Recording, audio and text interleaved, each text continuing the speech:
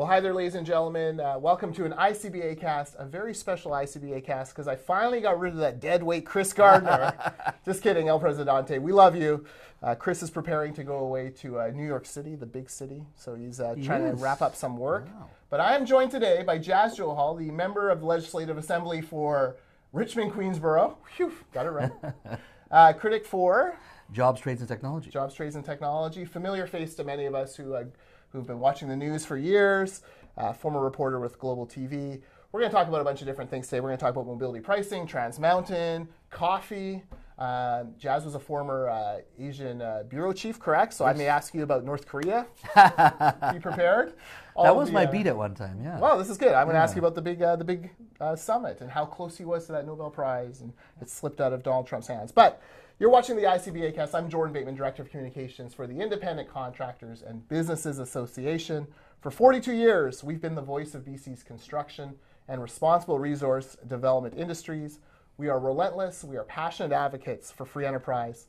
250,000 people woke up this morning, went to work in construction. That's 9% of the BC economy, and we're proud to represent them. And we're happy to talk about their issues here, which are a lot like a lot of people's issues these days. Free enterprise, free market, economic issues. How do we keep people working? How do we keep people investing in BC? Jas, let's start with Kinder Morgan. Yeah, let's do that. First of all, congratulations on your new digs. I just did a little tour through the office, and here it's so pretty high tech. Yes, yeah. Very much so. Very impressed with the lighting. It looks very professional. Yeah. We actually have makeup. If I could have makeup. Although we're doing so many of these, we just kind of go up and get out there and do them. But yeah, thank you. No, it's we're really excited to be here, and we're enjoying it.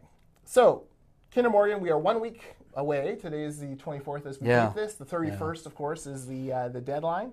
I think a number of us who've been following this file very closely are filled with dread about the 31st. Mm-hmm. Today, though, 2 little baby steps of good news for the project. 2 court cases in BC Supreme Court, both were dismissed.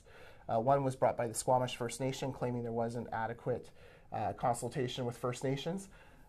33,000 points of consultation, by the way, with First Nations by Kinder Morgan, and they tracked every single one, so I'm not sure how much more consultation you could have.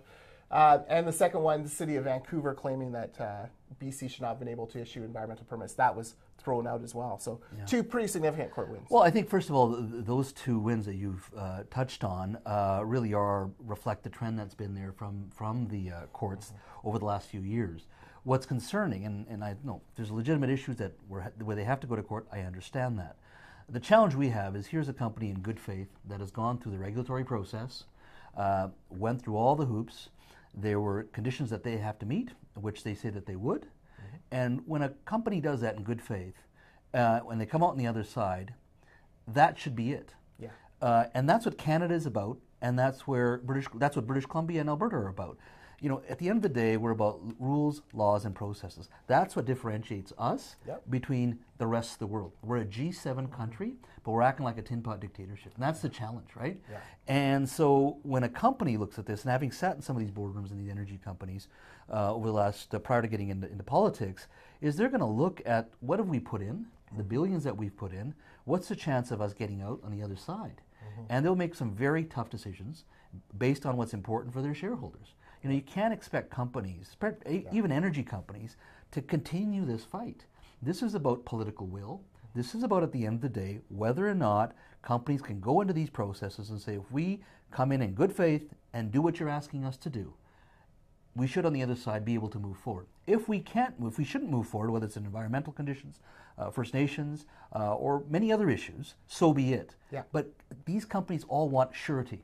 If these are the rules, we're going to follow them. But if we get on the other side and we're able to demonstrate to you that we've got all the boxes that need to be ticked, whether it be on the environmental side, whether it be interaction and consultation with First Nations and non-First Nations, and then they've got to sell this project to the business guys as well, right?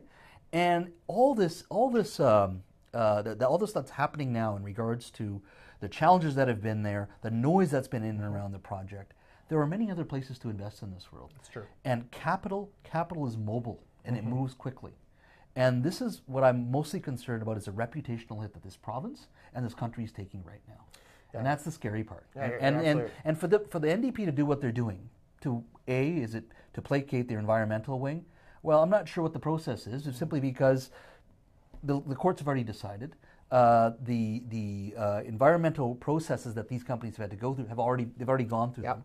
And now to say, perhaps we should be refining the product here. Now that's a bit silly. Yeah. And to go after Alberta now and say, well, you must send us your oil. Yeah. You better not expand it though. Yeah. It's ridiculous. Like there's other places these jurisdictions globally can go. Yeah. Like they're extracting enough oil out of the U.S. California can probably buy it within the U.S. Yeah. And there are other places that China can go to. It's a global game. I still remember we had meetings in China many years ago, and we met a bureaucrat there, and he was basically the head of the oil and gas department for all of China. Mm-hmm. So when we met him, he had come back. Yeah, it's significant. I mean, looking at 25% of humanity and their energy security needs. He had come back a couple of days prior from Iran. Mm-hmm. He was flying off to, I think, Kazakhstan. He had meetings in Russia. And somewhere along the line, he managed to find some time to sit down with us from the natural gas side, from Canada. But you realize this is a global game. Right. Going back to what I said, capital is mobile. Mm-hmm. It'll go somewhere else where they can get return on their investment. And if you think you're teaching the world a lesson, or you think somehow you're Canada the Boy Scout is teaching the rest of the world, this is how things should be done, it doesn't work that way. It just doesn't work that way. And I really worry about the billions of dollars that we lose that would go to Ottawa, come back in transfer payments, and go to folks in Alberta, the millions of dollars that come to British Columbia and workers that fly in and fly out of the oil sands, but also it's companies that have contracts and subcontracts in Alberta as well. It is significant. People don't realize that. No, absolutely, and I don't think people realize. There are friends and neighbors in your community today. Yeah. You represent Richmond, New Westminster. I live in Langley. That's a long way from the oil sands. There are people who fly there, work there, and come home with their paycheck, pay for BC taxes, raising their family here in BC. But it's part of that overall energy economy. People forget there was fly-in, fly-out operations out of the Okanagan straight to the oil sands, out of Nanaimo, daily flights every day from Vancouver to Fort Mac. Mm-hmm. So we were part of that energy economy. Yeah. And what people don't also realize, the companies that are involved in these projects, they also invest in natural gas. Mm-hmm. They also invest a small portion in regards to renewables. Yes. And to get to those renewables, you still need to make those dollars to pay for these companies to continue to experiment. And people forget, they look for efficiencies, and they're technology companies as well. Exactly. And we do, of course, in 40, 50 years, want to get to those renewables as fast as possible. Yeah. But you are not going to run a modern economy on those renewables today, right now. In fact, we have a house in my riding that I visited that ran on a Tesla battery and had solar panels up on the roof, and the total cost to retrofit it was about $16,000. Okay. Now, for the average person, that's still a lot of money. Yeah. And you can see those costs coming down. And I hope it's very quick. Mm-hmm. But today, right now, you still need a Site C. Today, right now, you still need oil economy. We sell 20 million vehicles a year in North America. Mm-hmm. So every year that passes, those 20 million will be around in the system for another 15 to 20 years. So that fossil fuel economy is not going to go away right away. It's going to take time. Yeah, exactly. The other thing we forget, I'm sorry, I keep going on. No, this is good. Preach it. It's 60% of humanity is Asian. Yes. Right? Yeah. So their consumption patterns are what drive the 21st century economy. Period. Full stop. Yeah. It's not Andrew Weaver or John Horgan who are going to decide this, right? So making sure that India and China get to solar, we want to see that, and they're doing that in a significant way in India. Yeah. I've done consulting work there, I've seen it, and China's doing the same thing. But to run the economy of today, they still need traditional fuels. Yeah, no, right? Absolutely. No, you're absolutely right. And this is one of the frustrating things we've had with Andrew Weaver in particular on LNG, claiming it was unicorns and pixie dust and all this nonsense when, a report came out today in the Financial Post, natural gas demand is the highest it's ever been. Yep. And finally it looks like British Columbia may actually get in on this. We're waiting a final investment decision from LNG Canada, which may come this fall and would be excellent news for the BC economy. But in the meantime, we have the RBC president saying capital is fleeing Canada in real time. And, people glaze over, capital, what does that mean, investments? Yeah. I mean, you ran the last election, how does this economy connect to me? That's kind of the way people go. Well, it connects in jobs, it connects in wealth, it connects in having money to build new schools, to build hospitals, to not rack up a massive capital debt to build stuff, but to actually have money to invest in the economy. I mean, the work that I know the industry has put in, hardworking people in the Northwest and the Northeast, First Nations and non-First Nations, regarding getting the LNG industry off the ground. That's a $40 billion investment, one investment. At its peak, it'll be one of the largest industrial projects on this planet. Yeah. And people say at the end of it, well, you're going to get maybe 150 full-time jobs in Kitimat. Yes, and of course along the way there's going to be a lot of construction Yes. work, number one, but the natural gas that you're going to be extracting, those are thousands of jobs Yeah. over 30 years, right? Yeah. And that's going to flow not only to Fort St. John's and the Dawson Creeks, but it also flows to Kitimat and the terraces, but it also flows to downtown Vancouver and all the coffee shops, the dry cleaners, to the car dealerships. I mean, the billions that we will extract just in tax revenue are significant, Yeah. right? And so that's This is why Christy Clark was so hungry for it. Yeah. Because you do the math. A provincial budget is $45 billion a year. You're talking about a $40 billion private investment. Yeah, I know. That's 5 Site Cs. Yes. It's staggering. When And you you're think of helping China reduce its exactly. global And taking GHG people off coal. All of that, right? Yeah. And at the same time, you can still build a high-tech industry. You Yes. can still build Absolutely. a clean tech industry, which is very, very important, and because that's where things are headed as well. Yeah. But you can't forget about the present needs, and by present needs I mean over the next 20 to 30 years for 60% of humanity. Asia, like I was in India a couple of years ago, and I was sitting in a boardroom, and they're talking about the billions they're investing in LNG intake facilities. They want to buy more. Yeah. And one of the things one of the CEOs there told me, he goes, we can buy from Qatar. They've been there. We can buy even from Iran. We've been trading with them for over a millennia, right? We can buy from Australia.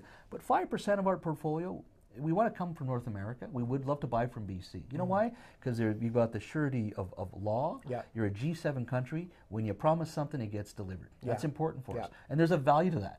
Now you come back to Kinder Morgan, and what we're seeing... Ripping up a contract. Yeah, you're ripping up a contract, and you're making it difficult for businesses to move forward. So why would people invest here, right? Yeah. There's going to be potentially 3 LNG facilities in the U.S. by 2020, while we're still going to be dithering here, or whether we're fighting over an oil pipeline. That's the challenge. But even if they get to a final investment decision this fall, the NDP government has shown that they can change their minds on a whim.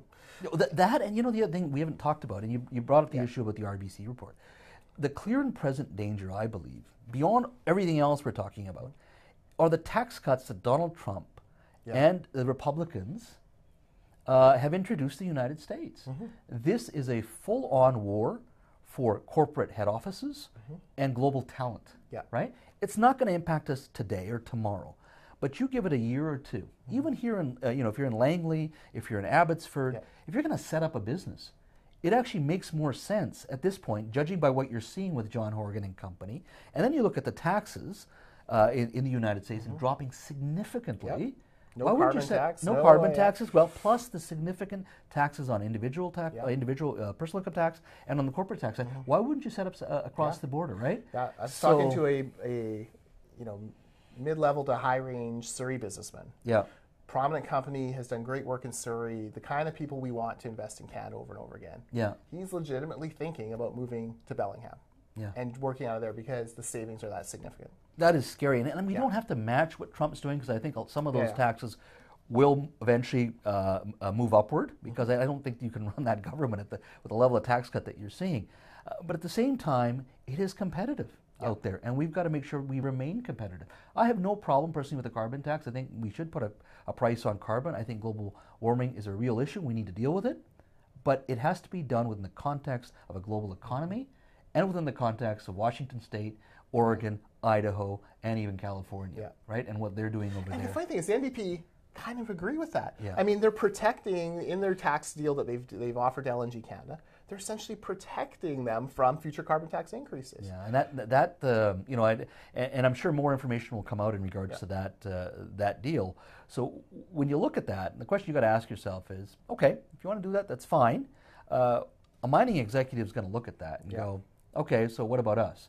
A forestry executive is going to look at that and go, what about us? The Farges in your riding. Exactly. And all of these energy-intensive, trade-exposed industries. Greenhouses. All of them. They don't have to be building stuff. Growing stuff. Greenhouses are a huge carbon So my industry. worry is that this is the bunch that scared away Pacific Northwest LNG and its $36 billion investment. Now they're saying, well, this LNG Canada project may have a 10% investment from Petronas. I think that's great, but that's still not the $36 billion that they had put in, number one. Number two, they had spent $17 billion in the purchase of Progress Gas, so they got to get that gas to market as well. It's still not the same as losing the $36 billion. So I'm really afraid for this province and our competitiveness and our global reputation as well. And that's the cumulative effect of what you're seeing with the first year of this NDP government. Yeah. Just to touch one more point on your clean tech stuff. Yeah. Chris Gardner, our president, was in a meeting with Catherine McKenna, the federal environment minister. And it was somehow we got in there, but it was all clean tech executives. Yeah. And she kind of came in, and I think she was worried about getting beat up over Trans Mountain. Yeah. And so she said, let's just take a straw poll to start. Like, who supports the Trans Mountain pipeline? Every single person in that room put up their hand except for Andrew Petter, the president of SFU. And, former NDP cabinet minister, and, you can understand why. The funny thing about that is they were all clean tech executives, and they all told their story after, which was, without oil and gas money, we would not have the money to invest in our research, and we wouldn't have come through this breakthrough and this breakthrough. And they were naming all these important technological advances that are now being used around the world to develop oil and gas cleaner. Yeah, amazing to think that's what's going on. It's a very good example that you bring up. In my riding, we have a company called Saltworks that initially started out of an individual's home, out of his living room. And a few years later, with the help of the provincial government, the BC Liberals, they were able to move to an office facility with the Vancouver Port, and then they set up a large warehouse in Richmond. So they now have 100 employees, and they do exactly that work, which is cleaning up dirty water in a lot of these, in the oil sands, in mining, in the Northwest Territories. We just visited them along with Andrew Wilkinson about 3 weeks ago, and they were shipping off these massive module to one of the mines up in the Northwest Territories. So, you're exactly right that if you have that critical mass of not only these companies here, but their expertise, you build on that. Yeah, that's where the supplementary industries come. It's great to have a Microsoft and an Amazon, but it's also the add-ons, the small little companies that come in afterwards that it takes one 22-year-old with an idea. And that's what you want. Those are the unicorns that you want to explode. And once again, going back to what I said, these oil and gas companies have very smart people. They're technology companies as well, and they're going to find efficiencies and how to do things better day by day. Yeah. So you can't just shut it off one day and just go, here are the renewables, and we're going to move forward. It doesn't work that way. Totally agree. Yeah. Okay, rapid fire. Some issues I want to ask you about. As you know, I watch Question Period. Yeah. From time to time, most of the time these days, it drives me absolutely crazy watching the government's dance around issues. But you led the charge on an issue that's near and dear to me from my old days as Canadian Taxpayers Federation BC director, and that was FOI and email. Yeah. And, it turns out that the minister responsible for enforcing FOI rules was actually, deleting and sending emails from a personal account, a la Hillary Clinton. Yeah.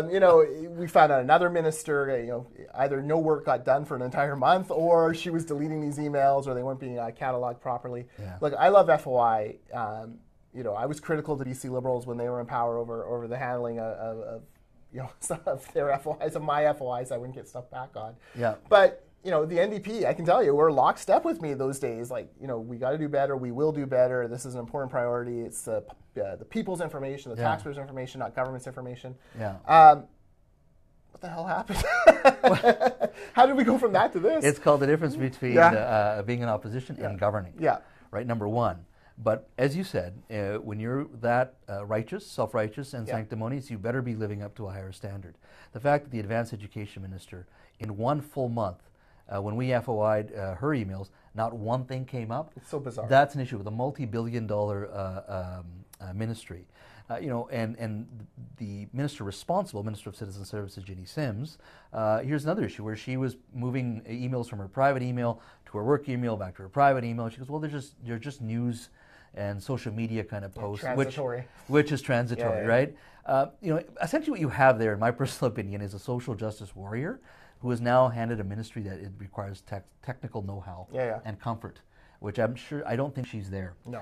I did like how she drove the bus over her deputy minister and then backed it up and drove it over him again. I know. I enjoyed that. That was interesting. And then the fact that when we asked the advanced education ministers, it was a sanctimonious, self-righteous, arrogant comments on, well, of course I know how to use all that. I have my Nishka Princess Warrior account. I know. And that's what, that wound, as they say, was self-inflicted. Yeah. So what I'm happy about is that, we as an opposition are gelling very well. Yeah. We're working hard. And, we went through a leadership race to a new leader. Yeah. And this question period, I hope we demonstrated the ability to work very hard and to gel as a team and start asking the questions that need to be asked on behalf of British Columbians. We're the largest opposition in the history of this province, and you got a lot of experience, you got new faces, and you got older faces as well that have had that long-term experience that you need as well. So I hope we've shown that. I think you also see a lot of ministers on that side that aren't ready for their job, right? And that's the challenge. I mean, they have some senior folks in the front, but you go to that back row. There's a lot of folks still learning on the praying job. that you don't ask them a question. I do enjoy question period. I'm not gonna lie, it's kind of fun. Well, and I have to say, having watched it, you, Alice Ross, Tracy Reddy's, three of the strongest performers that Peter Millibard does a really good job. Well, he's got that Columbo style. That's right. Kind of bumbles through. He's like, let me see here. He does that really well. Did you really commit that murder, minister? And he does it with a straight face. And they love it. They fall for it every time. I want to ask you about payroll tax. This is one near and dear to our hearts. I was talking to a company in Victoria. They have profit sharing, and over the past few years, they've been sharing profits with their staff between $1,500 and $5,000 a year, depending on how good a year. Well, payroll tax now will be about $61,000 a year in added payroll costs. That actually consumes the profit that the owners are making and the profit sharing. This is, as much as Carol James likes to paint this as a tax on big bad business owners, this is actually hurting medium, small businesses and the people who work for them. Well, it's amazing how many you've given us this great example. We've got examples from the public sector side on local government, school boards, nonprofits as well. And for nonprofits, either you raise more money or generally you just cut back on service, right? And this is one of those things where they're so hell-bent on getting rid of the MSP and giving it, but you haven't. You've just given it a new title. It's called payroll tax, and that stifles growth. And I think people are going to feel it, not only in lack of hiring from the private sector, because that's what you're going to have to do, or you cut back, but on the public sector side, City of Richmond, the increase is tantamount to about a 1.1% property tax increase, and it's going to get passed on, and the public are going to feel that. So what I don't understand is that I have an idea on that, by the way. Oh, really? Because in Langley Township, it's close to 2%. I'm an old Langley Township councillor. If you look at your property tax bills, and you should be getting them in July, you'll see different line items, at least in Langley. And one is like TransLink, and there'll be a phone number to complain to TransLink, and exactly how much money. Put a phone number too. Yeah, exactly how much money you pay. That's brilliant. I challenge my former Langley colleagues to put a motion on the table to add employer or payroll tax, put John Horgan's phone number. Oh, his constituency. Or NDP government payroll tax. John Horgan's phone number and the amount. That works, but this is the challenge. This is stifles growth once again, right? Absolutely. You had 2 or 3 years of these guys in government. And this is, and then you wonder why we talk about the 90s. This is the challenge that we have, and they're so hell bent on eliminating this title called MSP that they're impacting businesses left, right, and center. And they're about to hand this money off in a new round of bargaining with the unions who have been very supportive financially and with workers to them. More than half the caucus have deep union roots in the NDP. That's money that will be very difficult, whenever the government changes. No government is permanent. This one's going to change at some point. When the next government comes in, it's going to be very difficult to claw that money back. They're not going to be able to do it. So they're adding this tax and entrenching it, for all time. It is, absolutely, and that's the challenge. And ironically, they'll give the professors and they'll give the support staff raises, and they'll end up having to UBC will end up having to pay more payroll tax. 25% increase in taxes this year, right? And we cut taxes by 25% back in 2001. I remember. Yeah, and those were the days. Those were the days. So this is the challenge. This is an era of big government and big spending. And British Columbians, I'm not sure, voted for that. No. Right? I mean, there's lots of... affordability. That's what I thought we were talking about. Yeah, and there's nothing affordable. If life gets any more affordable, I'm going to have to move out of BC. Exactly. I mean, that's the challenge that they have. Like they promised that housing would be affordable. It's a challenge for every government. I'll be the first to admit it. But then to say we're going to build 115,000 housing units, which is now about, I think the cost is about $28 billion. And get the land from cities who will then also lose money because they're giving them free land. But it's also disingenuous to say 115,000 and then go, we included dormitories, housing for the homeless, right? So that's just part of it. It's just quite frustrating. And then they said, want to make it affordable. Well, you're actually saying, like, how much equity in a home do you wish to destroy? Right? Do we want our young people to be able to buy a home in the city? Absolutely. But it's a complex and challenging task for any government. But the promises that they've made, I ask them, how much of a home equity do you wish to destroy to say it's now affordable, one, and how much should rents come down? If you're paying $2,000 a month in Vancouver, should it come down to $1,000? Is that what we're talking about as affordable? Yeah. So I want to see what their litmus test or what their line in the sand is, say, now things are affordable. That's the challenge. And I'm not saying we don't want it. The question is, don't promise it and just say, and then prices remain the same. So no, I know. I'm looking for them to deliver on that. It's pretty crazy. Yeah. A couple other quick issues. Mobility pricing report came out today from the TransLink Mayor's Council. Yeah. I can't believe we paid $2.5 million for this report. Well, actually, it's TransLink, so I can believe it. Essentially, with some high-level principles, they're going to do more study for another year, then some policy development for 2 years, then an implementation plan. They're going to punt this thing down the road. But I want to remind you, Jas, of a little photo of the NDP caucus behind a sign that said "Toll-free BC." I'm just going to leave that picture there on my social media for a while to remind people of the promise of the Premier. Yeah, it goes back to what we were just talking about, affordability. Yeah. So how does it help the average person if you're going to charge them by the kilometer, depending on when they go into certain key areas? Could be right into Vancouver, downtown Vancouver, or if it's suburbs. Look, do we need more transit? Yes, we do. But I'm not sure how it's become more affordable for anybody to come in from the suburbs to work in the city or travel suburb to suburb. We do need greater transit, better transit to move people around, moving goods and services.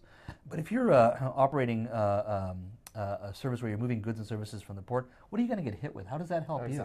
Right? If you're a contractor, plumber, you can't go on a bus. Look, Richmond, Delta, Surrey, Langley, Abbotsford need to especially fight this thing, and here's why. We have all the farmland, all the agricultural land reserve land. Yeah. So, whereas you drive from one part of Vancouver to the next, and you're in the next neighborhood, there's not a single space in between. You have these huge pieces of land where we'll all be paying taxes for the privilege of driving through. Yeah. It doesn't make any sense. So. No. And the fact that they're going to punt it down and study it more often, like so many of other... Punt it out the door. Let's hope so. This does not help.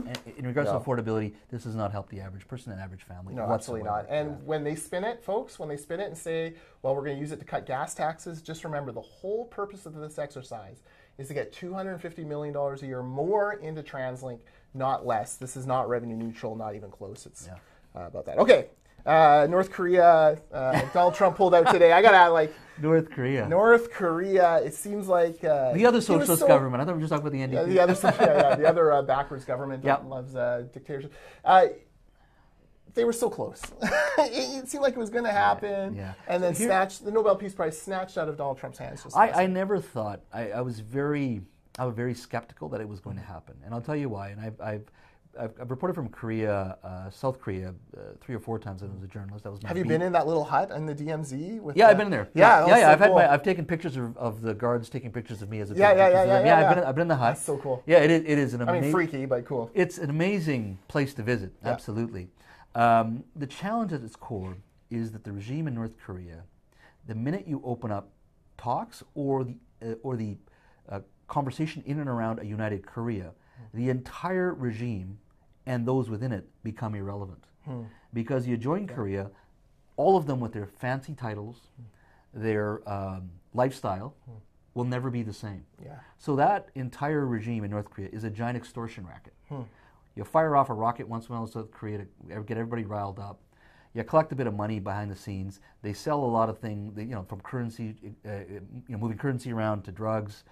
It's keeping that regime intact. So to really talk about peace, I never bought it, because the minute you do that, all that regime is irrelevant, and they're just going to get lost in history. Right. There's no East Germans anymore kicking around. No, and in China, at the end of the day also, a united Korea generally means most likely it will be a country closely aligned with Japan and the Western world at their border.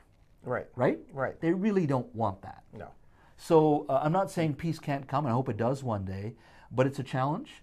And also, even in South Korea, you have an older generation that knows the Korean War well, but you've got an entire younger generation that has lived with what's been there, and they're rather disconnected. They're more connected to their what do they call them? K-bands, whatever. K-pop bands, their cell phones. Yeah. So they're rather disconnected. Like they're okay with just a South Korea. Yeah. They do not need to unite with North Korea. So it's a very complex country, but I do not see North Korean leadership fundamentally wanting to change the status quo. They will say they want to. They'll drag it out as much as they possibly can. But it doesn't surprise me in regards to what happened. Yeah, for sure. All right, and the last thing, we talked about massive the LNG projects. We've talked about peace in North Korea. Yeah.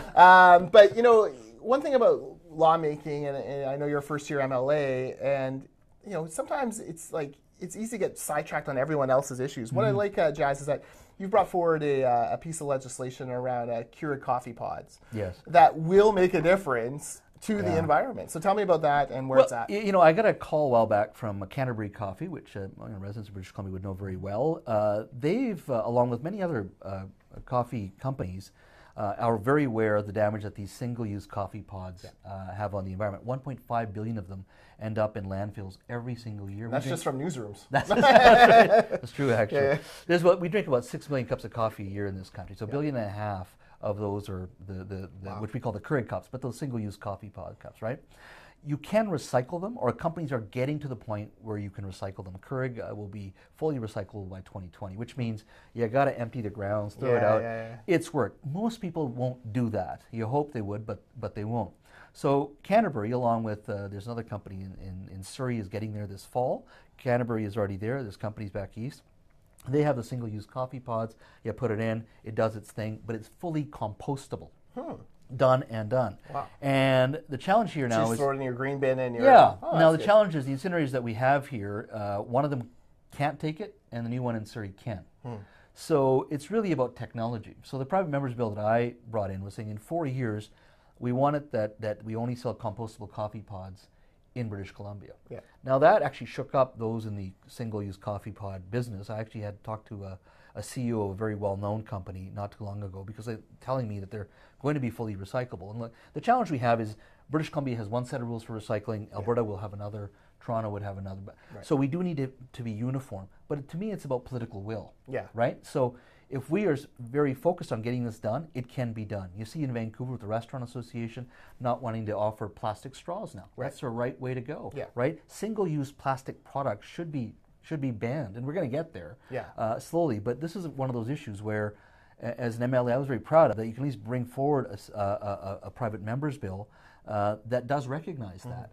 Now, will the NDP allow it to be discussed and go to committee stage? They won't, because God forbid a BC Liberal talk about the environment. We'd rather debate pipelines and the environment, which I think is very important, don't get me wrong, but here's a case where something simple, that hundreds of thousands of British Columbians could help with. Every single day, based on their consumption patterns, can change. And we as government can actually do something about it, right? It's about will. So that's the frustrating part, but the fact is, lots of media attention for it, number one. I got lots of emails from residents, and including some Green Party supporters as well, said they're willing to help. So that's one of those things where it's not about politics. There you go, folks. We can bring down the NDP government on Keurig codes. Let's do it. Yes. But I was very proud of that. I mean, it's the kind of thing that, that's what you want. We want our MLAs to be out there doing, is thinking about these issues and finding ways they can help. And I have other ideas where I'd love to introduce this legislation one day, and we're going to get back into government. We're going to do it. But it does remind me that you can get a lot done on this job. You just got to put the effort in and really keep your ear to the ground. So I was happy. I've enjoyed myself this first year. It's been a lot of fun. I've enjoyed QP. I've enjoyed being a constituency MLA. And I still hand out my private cell phone. So some folks go, "Are you crazy?" I go, "No." I go, "Look, you're going to get one bad apple, but 90% of the time, there are folks who just need help and want to talk." So I'm enjoying it. What are you doing? Any plans for this summer? Taking the family away? Anything? I haven't taken a real vacation, in about 3 years. So my wife and I were just talking about that today.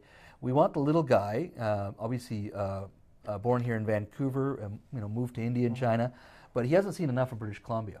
So we want to, we're thinking maybe the Kootenays this year, driving through, and even going up to Banff. And I grew up in Williams Lake, so I'm an interior boy. Get Kylo to hook you up with a houseboat. And shoe swap. What are you doing? I've talked to him about that. I'd love to do that one time. But rather than doing some sort of big foreign adventure, I think we're going to try to spend some money in BC. And you know what? I'd recommend other British Columbians do so. Because because the Albertans aren't. Exactly. That's a real issue. They're hearing about it in the Kootenays, in the Okanagan. It's a real issue. That spec tax.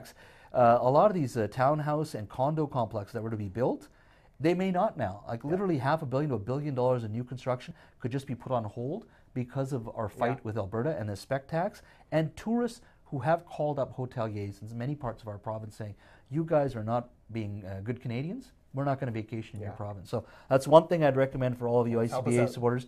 Vacation in British Columbia this year. There you go. Yeah. And Jas will put you up. No, I'm just kidding. All right. Well, thanks for listening to the ICBA Cast. We appreciate you watching. We'll be back soon. Chris is away next week, so I'll have another guest in here, and we will make fun of Chris again. It'll be great. ICBA.ca, at ICBABC on Twitter, Facebook.com/TheICBA. Is it Jas Johal BC? Yes, Facebook.com/Jas Johal BC. And Twitter as well. Yeah, Jas is doing great stuff with his social media. He posts pictures of his gasoline bills, which I always enjoy, and things like that, because I too know the pain of having high gas prices here in BC. Yeah. All right, well, thanks for watching, and we'll talk to you again soon. Bye-bye.